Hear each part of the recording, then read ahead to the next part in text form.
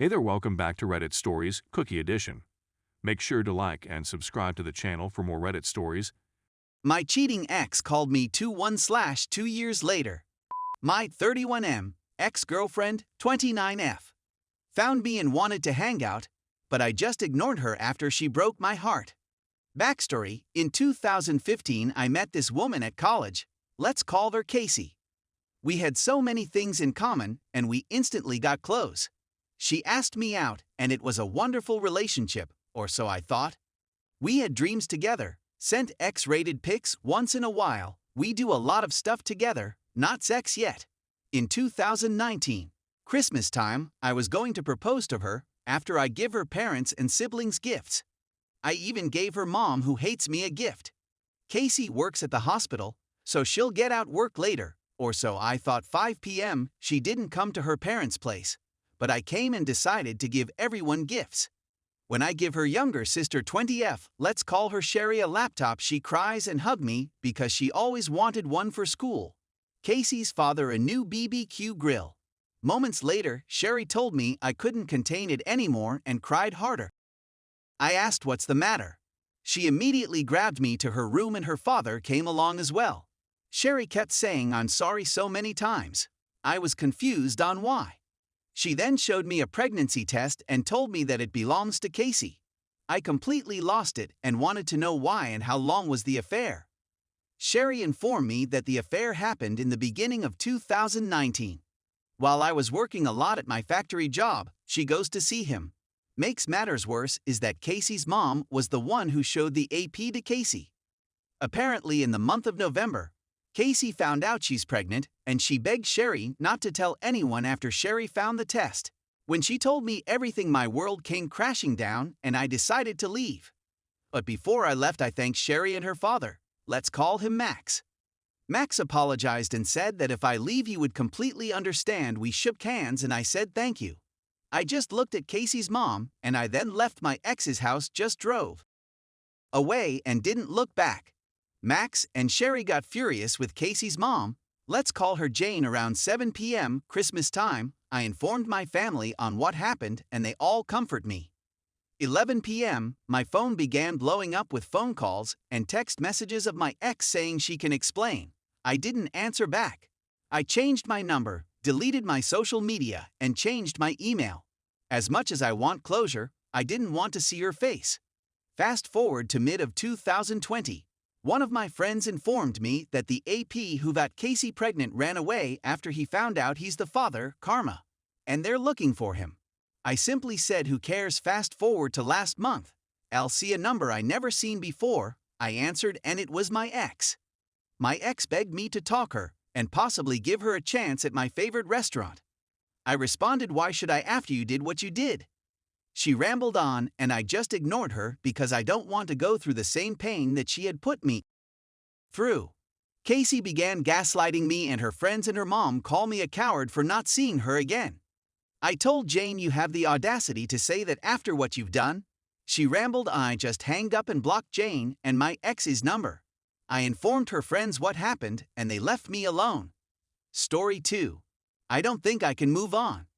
My husband and I met in November 2020, and we shortly got married in July 2021. About a week ago, everything went downhill. We always fight and he brings up divorce on a weekly basis. Last week it felt like it was over. He packed his stuff, there was a physical confrontation between both of us, and he walked out saying it was over. I tried getting in contact with him afterwards, but he blocked my number. We were separated. When this happened, I felt devastated. I hated when he left. He's left the house more times than I can count, but this fight was too big to overcome. Then I made a mistake. I went online and found somebody to quickly meet up with. I didn't want to have sex or anything, just someone to be there for company and somebody to talk to. I didn't have anyone else in my life. My husband was the only person I really talked to, so now I was completely alone. The guy I met online was very persistent about coming over despite me saying no a lot. In the end, he changed my mind by buying me flowers on the now Valentine's Day. I had texted him a lot saying I just wanted to hang out. He came over and I wanted to watch Encanto. He was quickly uninterested, so I suggested we play Smash, Super Smash Bros. On the Nintendo Switch. I had been drinking a lot, trying to take my mind off of my husband's absence. We played 2 rounds and afterwards he went in really fast to kiss me. I sort of backed off, feeling awkward, telling him I didn't want that from him. After this, he persistently tried to touch me and I kept saying no and moving away from him. He tried guilt-tripping me, he tried saying my husband didn't love me, but all this did was make me start to cry. I was crying a lot and drank more, trying to stop my tears. He consoled me and tried kissing me again, and I kissed him back. We made out a little bit, but soon I tried stopping it. I don't really want to go into details about what happened next. But he forced himself on me, and I kept saying no and tried to physically push him off of me.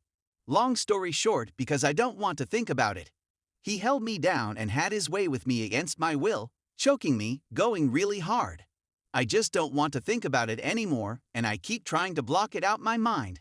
I was raped. If you really want to know more, I made another post on my profile a couple of days ago. After this happened, I was spiraling. I quickly blocked him, praying to never see him again. I was hurt physically and emotionally, unable to think straight. There was a video made of me and this guy together. I insisted to take it on my phone because if I didn't, he would have taken it. It was the only thing I accomplished, not letting him have the footage.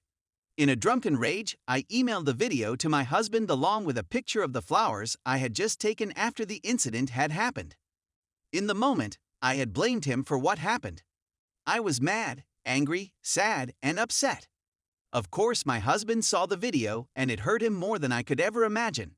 I told him 2 days after it happened that I was raped. I wasn't able to work it out of myself sooner. A lot of days have passed and I was finally able to open up to him completely about what happened. It took a lot for him to believe me, and honestly, he still probably doesn't fully believe me. I feel bad about hurting him. I feel bad about our fight and about cheating on him. Sure, the forced sex wasn't my fault, but inviting a guy over was crossing the line. At the time, I didn't think it was cheating because we were separated, but now I know it was. My husband has said he's forgiven me but still wants to go through with the divorce. However, he has been playing with my feelings exponentially, making me have several emotional breakdowns. The first time we had sex again, it was very passionate and he said questionable things. Like how he wanted to get me pregnant and make me his. And I thought he wanted to get back together. But then he said no and had the audacity to ask for just sex. But we eat out together and still go on dates whenever we can. We've been very attached to each other, more attached than we have ever been throughout our whole relationship. And it's hard to say no to the sex when it's the best I've ever had. Yet, I don't want what he wants. He wants me to stay dedicated to him and have sex with him until our divorce goes through. Now, he is talking about still dating after the divorce. Like he wants to go back to being boyfriend and girlfriend. I've asked him about this several times and I still don't understand his thought process.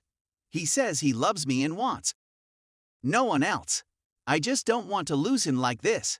I've been trying to tell myself that I have to move on, but I can't. I love him. He's just very confusing and I have never been able to reason with him. Should I just give it more time? Or is it unrealistic to think I can still be with him? He has been more loving and caring, giving me boundless attention. It's hurting me so much to be this close to him, knowing I'm going to lose him very soon. Thanks for watching my video. Make sure to like and subscribe for more Reddit stories.